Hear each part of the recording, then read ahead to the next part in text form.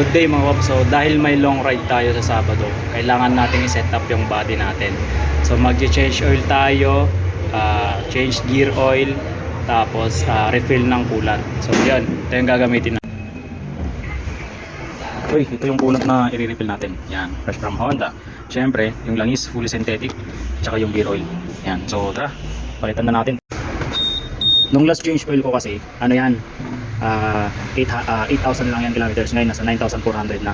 Inabot ko ng 1,400 yung takbo bago ko mag-change oil kasi para pag nag-joyride, nag-long ride tayo, bagong bago yung langis. Yan, ayan. Ayan, hindi na tayo nagpa-service. Sayang yung 100 eh.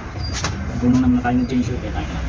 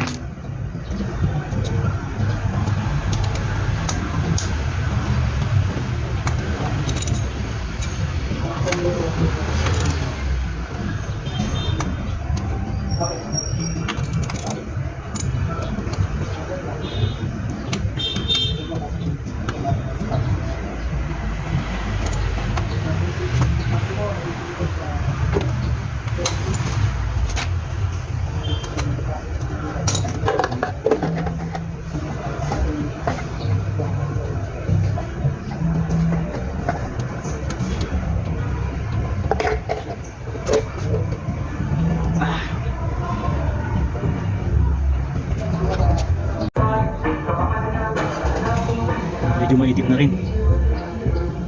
Tama lang yung pagpapalit natin. Hindi ko sinasagad to ng 1,400 o 1,500 every 1,000 ako nag-change oil. Kaya lang inano ko lang ngayon kasi para pagka nag-rides na bagong bago pa rin yung langis. Yan, pupuno. So yan, lagyan na natin. Yan. Umiiyak. Pangit, hindi ko magaya. Pangit, hindi natin magaya. Yung ano, umiiyak-iyak na nag-change oil. Ayan. So ayan, bali 900 ml yung nilagay natin para mas maganda. Ayan. O, di ba? Ganun lang naman kasimple mag-change oil. Sayang kung magpapaservice pa tayo. Ayan, o, di ba? Tapos na. Gear oil na lang kulang. Ayan natin kung ano. Sunod na natin yung gear oil. Tapos washing, tapos kumutan, o, di ba? Last.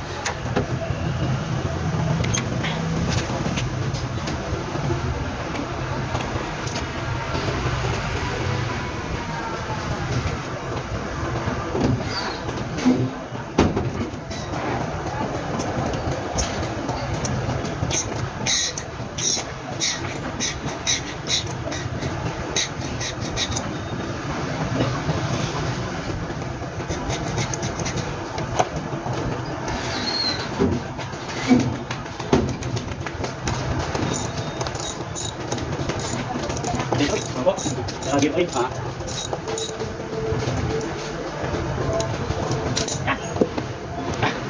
Bus. Ngayon naman coolant naman ang papalitan natin, ay re-refillan natin.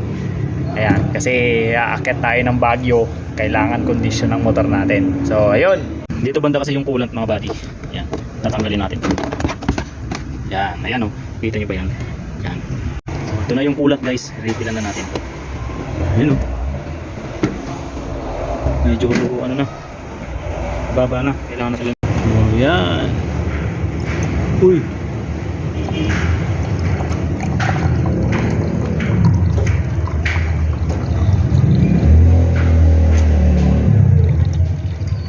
Oh, di ba? Punong-puno. Ready na talaga sa joyride.